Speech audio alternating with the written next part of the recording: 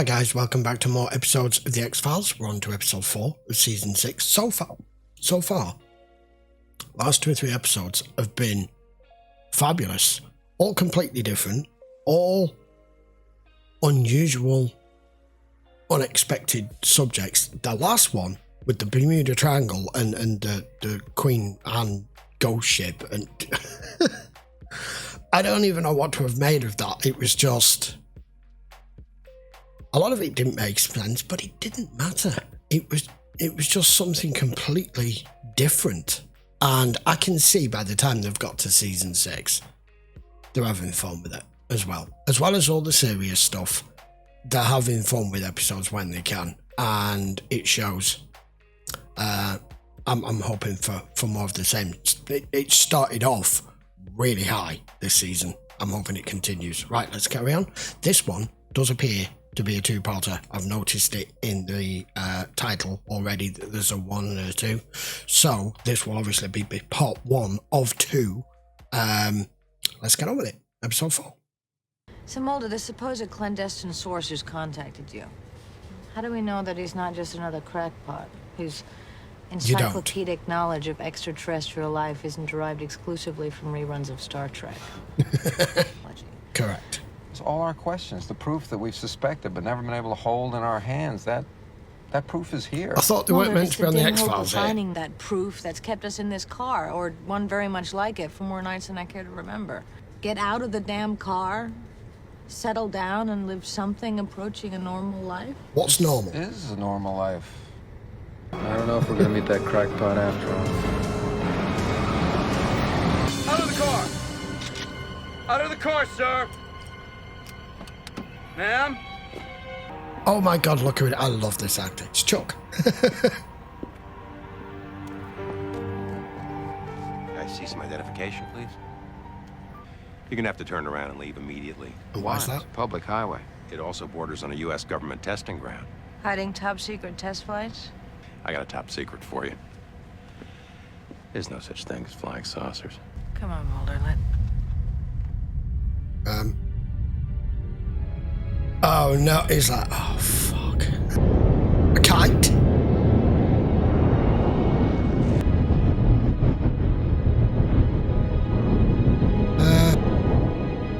What the fuck just happened? Come on, Mulder, let's go. It's like it's Scan.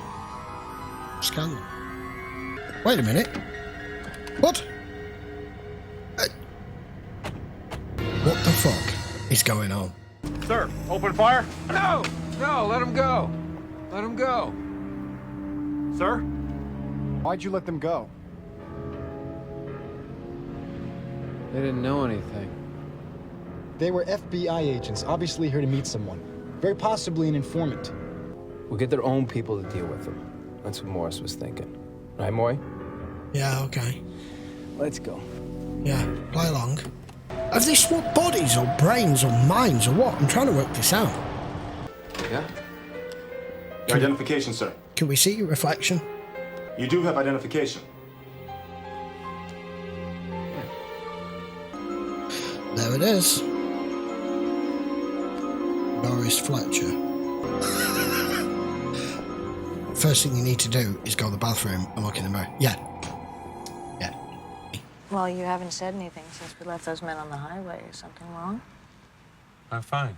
Gas cap's on your side. Oh, this is You want trippy. to talk about it? This is trippy. Mulder has a certain vernacular in the way he speaks that even if it looks like him Mulder? and it sounds like him, Mulder! you know it wouldn't be pretty quickly.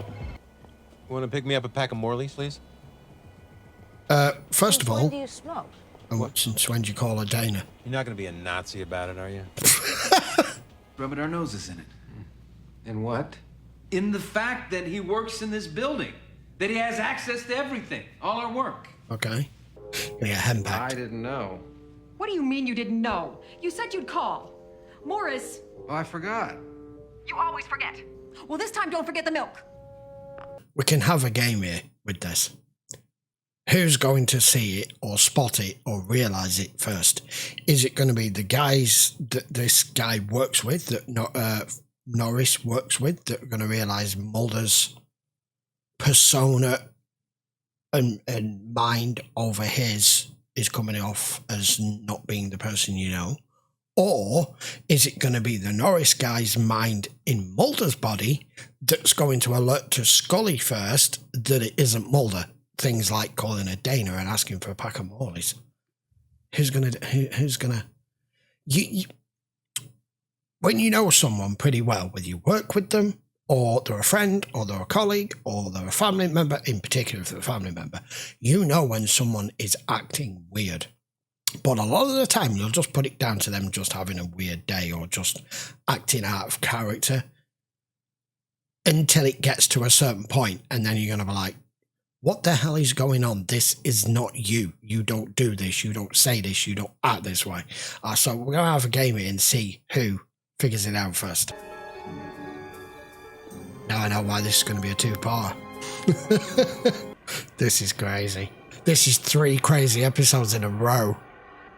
They're on a roll. And Mulder's watching porn again. Soft porn.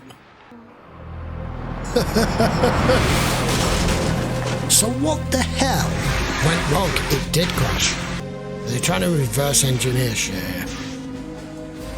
We haven't yet determined that, sir. We have recovered the flight data recorder, as well as the 2 pilots. Alive? No. We found the co-pilot over here. What? The other man's alive, but what? He's in a rock. What? Oh my god, his brain scrambled. Hi there. How are you this morning? The assistant director is waiting, sir. Great. Let's do it. And after what's it been, 2-3 conversations such as this on the matter? They just carried on. Sir. This morning I got a phone call from the Pentagon demanding that the 2 of you be reprimanded for trespassing on a top-secret military installation. Agent Scully and I were contacted by a confidential source. What source? Oh, if I had the name, I'd give it to you. The whole thing turned out to be just one gigantic mistake on our part. Agent Mulder, you are specifically ordered not to pursue any line of investigation pertaining to the X-Files. Sir, you're absolutely right. What was that about? Precisely. What about? I'd give you his name if I had it. Whatever happened to protecting our contacts, protecting our work? He asked. Hang on a second. What is going on with you? Precisely. Please stop trying to pick a fight with me. Watching I porn. just can't believe you. And who is Scully? Good morning. Have you seen my car keys? I thought I might have left them. Morning, Dad. Morning, Terry. Oh my God. Read a teenager. Your dad. Hey, Terry. Not Terry. You know that bit we had with the 2 of them in the car before all this crazy wild stuff happened? And Scotty was on about, don't you just want to stop for 5 minutes and not do this anymore and have a normal life and get a normal job with a house and a wife or a husband and kids and have a family? This? No. No. Okay, well, everybody have a great day. A good day at your various. You said you'd give me an answer today. On? Her nose. You said you'd give her an answer about her nose. I think she's a little young for plastic surgery, don't you think? A nose ring. She said she wants a nose ring. Joanne, no. I will not live this way, Morris. I will not let you walk in and out of this house like a total stranger. Maybe it's better if you just... Sorry, I'm not myself lately.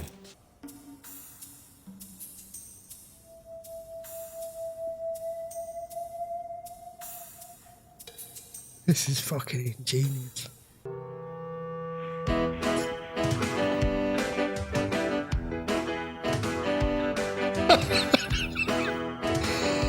Oh my god.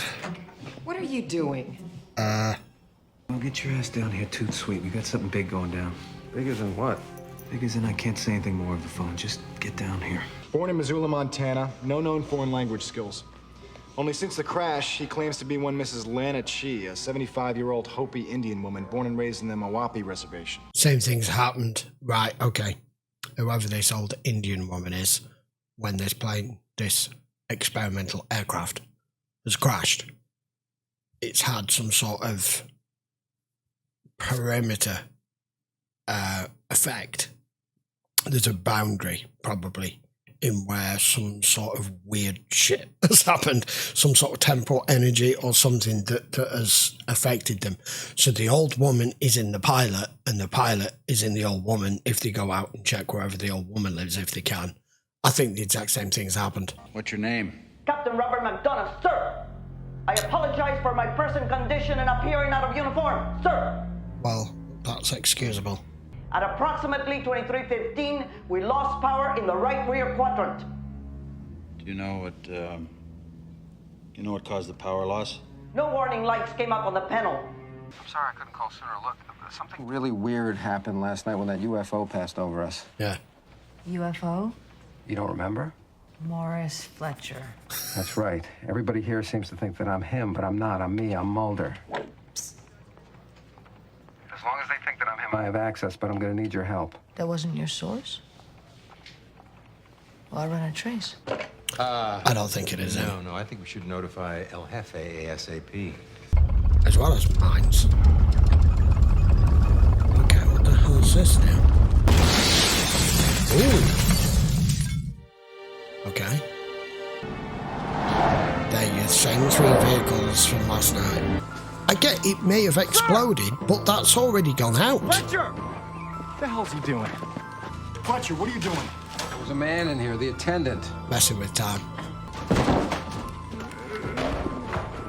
Holy mother. Oh, God. It's happened again. Well. It's happened again. Happened again. Let's get out of here. Just leave him here. Morris. What the hell's the matter with you? Morris. They just want to hide it. I'm not asking you, I'm telling you, let's go. This man needs a doctor. Fine. Yeah. I saw him pull his weapon out. Burn it. Burn it, clean it up. Clear Never perimeter, happened. 200 feet! Are we talking about the same matter can't occupy the same space and time here? Poor guy. Oh, wow, they really blew that up too. They blew that. We got the trace back on the call we received this morning. It came from a gas station payphone off of Highway 375, although I don't know why he'd try and impersonate you. Maybe so. You don't think that we should follow up on this? What is up with you? I'm thinking about having you examined for mental illness or drug use or maybe a massive head injury. Your life's work. And you your don't crusade. seem to care. As I understand it, we're off the X-Files. Oh, for fuck's sake. This is where you found the gas station attendant? Yes, sir. We located the pilot at the crash site here and the Indian woman right there. Once we analyzed the flight data recorder, we hope to confirm it's where the warp began. Warp? Warp. Beam me up, Scotty. An anomaly created by the malfunction of the aircraft, which was operating in gravity pulse mode before it went down. Oh, gravity pulse mode. Anti-gravity systems utilize bends in space and time for propulsion. A sudden shift in a craft's trajectory could create the kind of distortion we're witnessing right here. I've watched too much sci-fi, haven't I? You're using anti-gravity propulsion, which is why it sounded and appeared to be like a UFO. No audible signs of rocket fuel or any traditional engine component or sound that we're used to. So it's warped and bent space-time, created some sort of tear, and this is the result. And that ground zero, like I said, there'll be like a what do you call it? A perimeter, a barrier, like a warp bubble, as to the affected zone, which is why it's affected the lizard. It's affected the old Indian woman. Although I still don't get how it's done it with minds as well, because one's of a scientific nature, the other is of biological nature, so I don't know. Lost time is a common symptom of close proximity to anti-gravity propulsion systems. Then how come my head isn't in Iraq, or Morris's? That's one question I haven't been able to answer. Now, what you need to ask yourself here is, okay, so the gas station may have burned down, but why has it been, looks like it's been obliterated at the same time? Oh, look at that. You're not attracted to me anymore. I disgust you, don't I? No. It's just that you don't want to ever make love to me ever again, that's all. Oh, that and you God. mumble something about Scully in your sleep. Who is Scully, Morris? Is it another woman? Does Scully sound like a woman's name to you? Yes, Who is Scully? I've been under a lot of pressure lately. I mean, up is down, black is white. I don't know where I stand anymore. I don't even know who I am, really, anymore. They have that pill now. No, not that. Yes? Hi, my name is Dana Scully. I'm looking for Morris Fletcher. Shit. Morris! Scully's at the door. Hey, Morris Fletcher? Scully, it's me. It's Mulder. How is he going to prove it? Phone me. Would you mind telling me what this is about? I'm Mulder. I'm really Mulder. I switched bodies, places, identities with this man, Morris Fletcher, the man that you think is Mulder, but he's not. Hell, I don't know your badge number. Your mother's name is Margaret. Your brother's name is Bill Jr. He's in the Navy and he hates me. And you're being kicked out. Look, any of that information could have been gathered by anyone. Tell us Even some. that yogurt thing? Only she knows. Come on. Scientific proof about what happened to us on that road 2 nights ago. Fair enough? I will prove it to you, Scully. Tonight. Mr. Groden? This is Special Agent Fox Mulder of the Federal Bureau of Investigation. How are you this morning? Sir, I am obligated to tell you that you have a security leak in your facility and offered me access to highly classified information. He wouldn't do that. Would you happen to have a name for this man? Why, yes. Yes, I would. Him. Oh my God, this is more serious than I thought. Sir, I don't know what Agent Mulder might have told you, You but will follow my instructions to the letter. Otherwise, don't bother coming back from Nevada. Fuck. Scully, I got it. I got the proof. There's no choice. Oh, hang on a minute.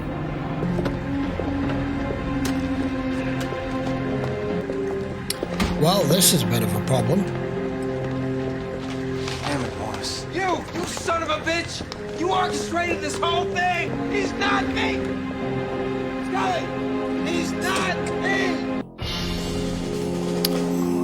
Oh well, we'll be back for part 2. Okay, episode 4. I spent half of that episode confused and the other half pissing myself laughing. That was... Oh my God, I'm going to have to increase the list of favourite episodes. I thought I might have a top 5, possibly a top 10.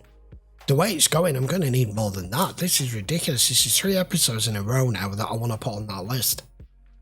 Drive, episode 2 with Walter White. Episode 3 with the Bermuda Triangle with the Nazis and everything. And now this one. And in effect, a 4th one because this is like a 2-part, but it's one story. How the hell is he going to get out of this? How is he even going to get out of this?